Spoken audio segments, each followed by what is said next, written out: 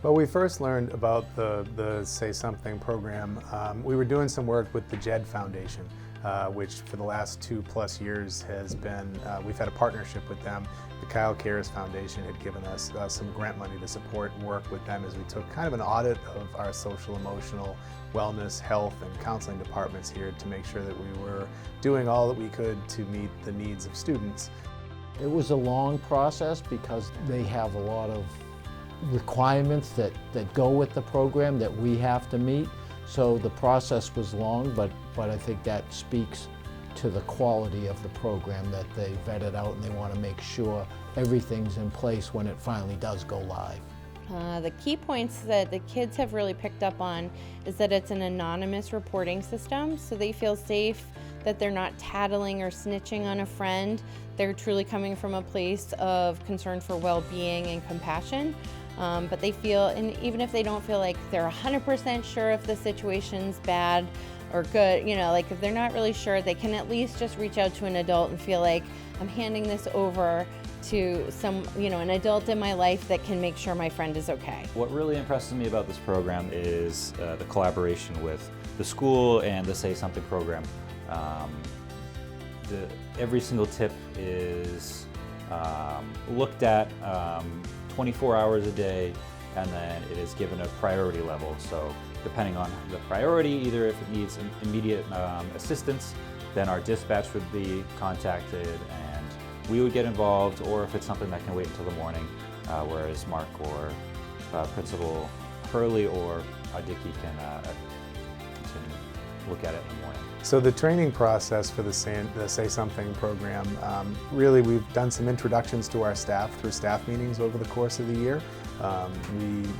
Last week we had the opportunity for our students to watch a video that's put together by the Say Something program, which is an evidence-based program that really talked about the program, talked about the why of the program, and then had opportunities for our educators in the building, doing it through our advisory period, to stop the videos at different times and have conversations with the kids around some of the topics that were brought up in the video. And then after that time, we're working to try to push as much material as we can out, both in the community, through our newsletters, through press releases, and also in the building through posters and signage that we've put up everywhere, so that kids have the opportunity to access the resources pretty readily when they want to. I think for the training, it was really helpful because it was at a time where everyone needed to be in a room together, so anyone that was present at school that day had to watch the video, and it was very in-depth, so really if you paid attention for even a little bit of it, then you know how to use it. The launch went really well, and the students were all trained right before February vacation, if I recall. And that went great. Kids were very curious about it. They are able to access the website from their dashboard on their school Chromebooks, and the feedback has been wonderful. I definitely think that the training was effective. I think that what we did was very useful in showing everyone how to step-by-step use it and how simple it is really to use.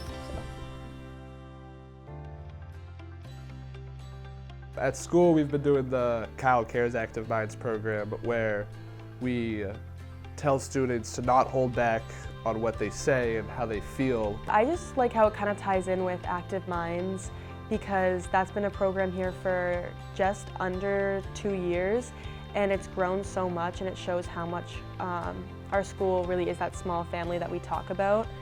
And so this is just another way for people to be able to use their voice if maybe they're too scared to speak to a trusted adult. We do a lot with social emotional learning. We do a lot with trying to form relationships with kids so that they have a trusted adult that they can go to.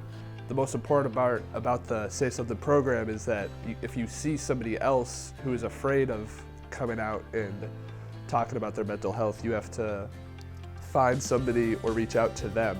You have to understand the situation. Millis has been very supportive of everything that we have done regarding mental health and bullying and these kinds of issues. So I think that they found this as a really great opportunity to have an actual resource for saying something about it. We want this to just be as easy as possible for the kids. You know, they can call a phone number, they can, there's an app, there's a website. We just want everything it's kind of nice because all the different tools that the kids have at their fingertips, they're able to use to submit the tips if they find something that they need to say something about. They're under a lot of stress and pressure, and this is a way to get the help to students that need the help.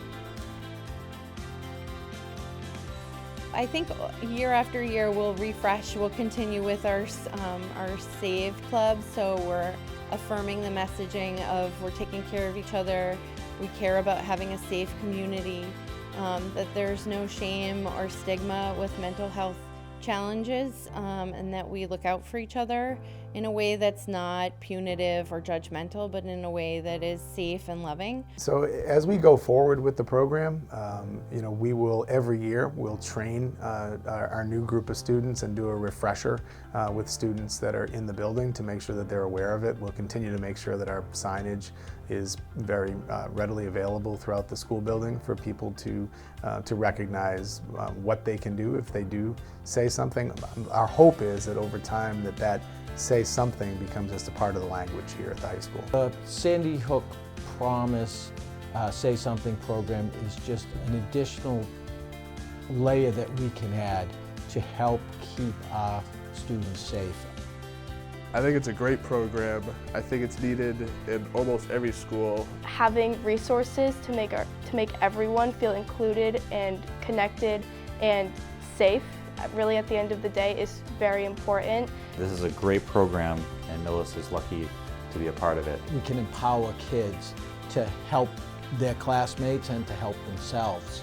Kids have entire lives that we as their adults that love them and live with them might not even see. So I think it's important to continue to give them tools that they can access in their world. I think it's been a very big focus of us here at Millis High School to empower the students to be able to say something in general when they see something that doesn't look right.